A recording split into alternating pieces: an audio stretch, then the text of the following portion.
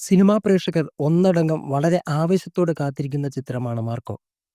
അതിനിടയിലാണ് വെടിച്ചില്ല് പോലൊരു ഐറ്റം വന്നു വീണത്. അതെ, റൈഫിൾസ് ക്ലബ്ബിനെ കുറിച്ചാണ് പറയുന്നത്.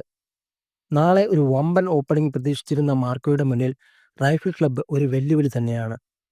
അമ്മാതിരി ക്വാളിറ്റിയിലാണ് ചിത്രം എടുത്തു വച്ചിരിക്കുന്നത്. ഈ ചിത്രത്തിന്റെ ഓരോ വിഭാഗവും കൃത്യമാണ്. ഇന്ന് റൈഫിൾ ക്ലബ്ബ് കണ്ടവർ നാളെ മാർക്കോയെ റൈഫിൾ ക്ലബ്ബുമായി കമ്പയർ ചെയ്ത് വിലയിരുത്തുവാൻ സാധ്യതയുണ്ട്. ടെക്നിക്കൽ ക്വാളിറ്റിയിൽ മാർക്കോ ഒരുപടി മുന്നിൽ തന്നെ പോകണം. മാർക്കോ നേരിടുന്ന ഏറ്റവും വലിയൊരു പ്രശ്നം ഇതിനകം തന്നെ സിനിമയ്ക്കുണ്ടായിട്ടുള്ള വൻ ഹൈപ്പാണ്. അത്രയും ഹൈപ്പില്ലാതെ കണ്ടതുകൊണ്ടാവണം റൈഫിൾ ക്ലബ്ബ് പ്രേക്ഷകർക്ക് ഒരു സർപ്രൈസ് പാക്കേജ് ആയത്. ഹൈപ്പിനൊപ്പം ചിത്രം ഉയർന്നാൽ മാത്രമേ മാർക്കോ പ്രതീക്ഷിക്കുന്ന വിജയം കൈവരിക്കാനാകൂ. എന്തായാലും കേരളത്തിലെ സിനിമാ പ്രേക്ഷകർക്ക് കണ്ടാസ്വദിക്കാൻ കഴിയുന്ന ചിത്രങ്ങളാണ് ഒന്നിന് പിറകെ ഒന്നായി വരുന്നത്. 2024 മലയാള സിനിമയുടെ ഒരു ഭാഗ്യവർഷമാണെന്ന് പറയാം. റൈഫിൾ ക്ലബ്ബ് എന്തായാലും ഇന്ന് ആദ്യ വെടി പൊട്ടിച്ചിട്ടുണ്ട്.